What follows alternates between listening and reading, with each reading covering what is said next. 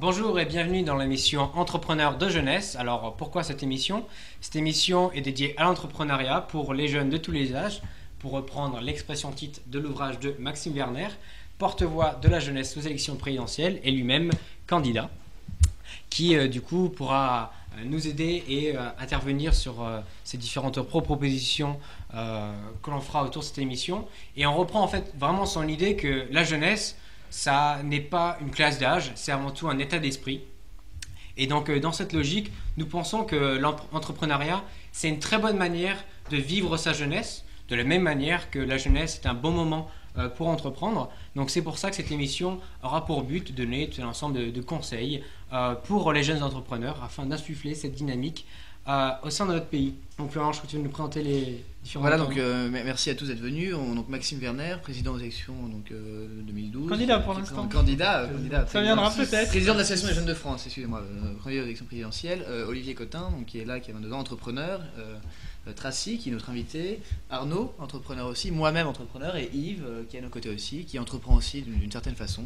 Je suis entouré d'entrepreneurs. Voilà. Je devrais avoir peur pour moi. Voilà. Alors notre idée, c'est pas du tout de prétendre être des experts, mais simplement de faire partager notre passion pour l'entrepreneuriat aux jeunes.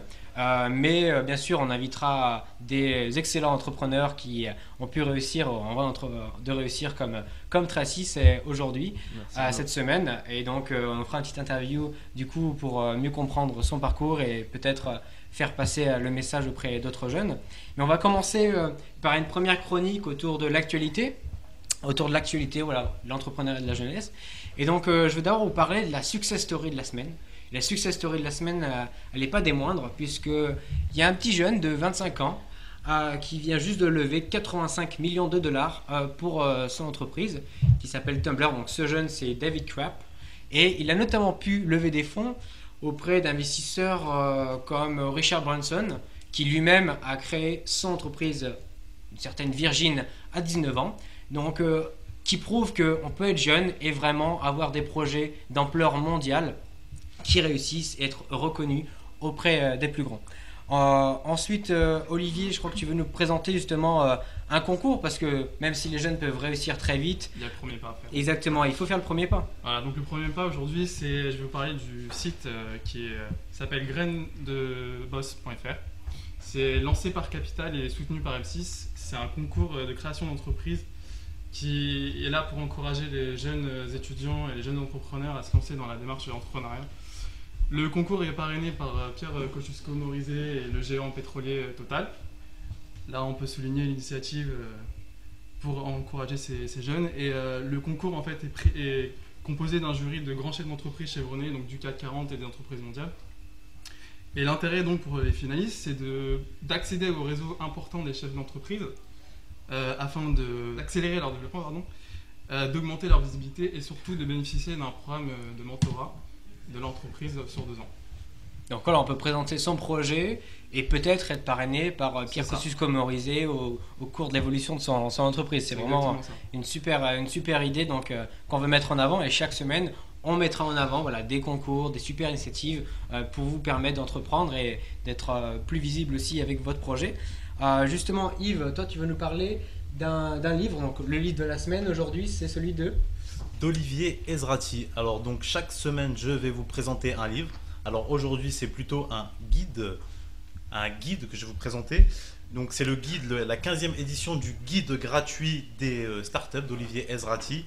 Alors disponible gratuitement au format PDF sur le blog de celui-ci, www.oezrati.net, donc dans la rubrique publication. Donc depuis 2006, il est disponible 2 fois par an. Fort de son expérience en conseiller de stratégie en entreprise, donc l'auteur veut présenter dans son guide, dispenser quelques conseils pratiques, si vous voulez, à chaque personne qui souhaite lancer sa start-up. Des conseils qui sont évidemment importants, donc chaque édition est renouvelée à chaque fois. Par exemple, cette fois-ci, vous trouverez donc, comme conseil les conseils sur la composante humaine de la start-up, sur la vente et le marketing, le côté juridique de la start-up et un grand tableau de 6 pages sur la gestion et l'anticipation de la crise qui peut s'avérer fort nécessaire en ces temps de crise. C'est vrai que c'est un très très bon guide, très bien écrit, très accessible, qui a en plus été écrit, comme tu l'as expliqué, vraiment d'un mode collaboratif, avec les différentes aides de chacun.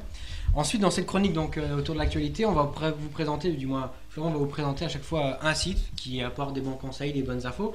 Mais je crois que pour marquer le coup, autour de cette première émission, tu voudrais nous expliquer que la première et peut-être la même meilleure source d'information, c'est souvent son propre réseau.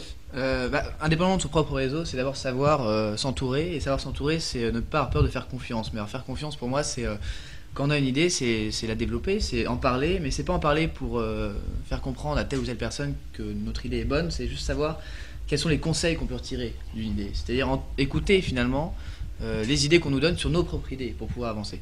Et pour ça, donc, toutes les semaines, je parlerai donc, de plusieurs sites internet qui ont été créés, qui sont là pour entourer donc, les jeunes entrepreneurs aujourd'hui. Il y en a plusieurs et ceux qui nous regardent aujourd'hui peut-être sont au courant, ils connaissent ces sites-là. Et voilà. Aujourd'hui, pour moi, c'est le réseau, c'est savoir le créer, l'utiliser et c'est surtout savoir l'écouter. Et c'est aujourd'hui grâce notamment à Maxime Werner que nous sommes tous là parce qu'on a l'opportunité et l'envie de le développer.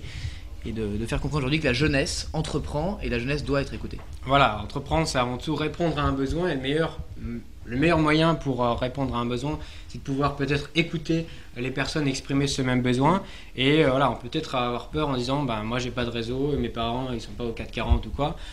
Mais voilà, la première chose peut-être à faire quand on va entreprendre, c'est d'abandonner sa timidité, d'aller voir les gens et surtout on sous-estime souvent, je pense, le fait que voilà, peut-être que les parents de ses amis ou les amis d'amis peuvent avoir par exemple quelqu'un en reconnaissance qui est comptable, etc. Allez du coup solliciter ces demandes, ces aides et c'est sans doute la meilleure démarche à faire pour pouvoir entreprendre mieux. Mais pour finir, donc voilà, c'est vraiment l'audace, être audacieux en osant. Voilà. Oser parler de ses idées et oser les développer sans avoir peur. Voilà.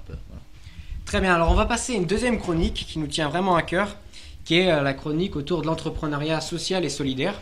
Alors, qu'est-ce que l'entrepreneuriat social et solidaire? C'est toutes ces démarches qui consistent à créer une entreprise, donc à chercher à faire des profits, certes, mais dans une démarche éthique, c'est-à-dire avec des moyens justement en impliquant par exemple des personnes qui ont peut-être moins facilement accès au marché de l'emploi. C'est vraiment toutes ces démarches-là qui peuvent avoir une dimension, comme peut-être le pourrait dire Maxime, politique.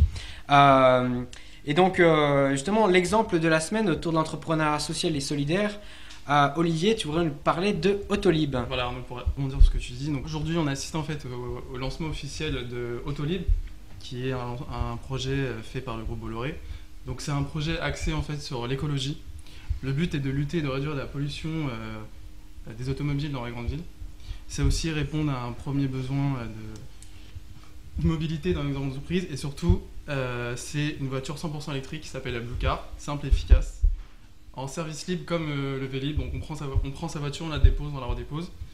Tarif attractif à partir de 4 € avec un abonnement. Donc ce projet a pour but de créer en fait à long terme 1500 créations d'emplois. Donc compte tenu de la crise économique actuelle, c'est surtout un pari audacieux et surtout ambitieux. Favorable à l'environnement, donc je pense que ça peut permettre de faire progresser le changement par rapport à la question de l'écologie. Et surtout, leur développement est sur une échelle européenne, ce qui permettrait de bien faire évoluer l'opinion publique. Et le projet serait rentable d'ici 7 à 10 ans, selon les dires de Vincent Bolloré. Donc ouais, c'est une super initiative, c'est-à-dire tout le monde connaît le Vélib, on prend un vélo n'importe où dans Paris, on se déplace où on veut et on le redépose dans les bornes qui sont disponibles où on veut. Et là, il y a un concept qui est génial du coup, qui est autour de la voiture et en plus des voitures électriques.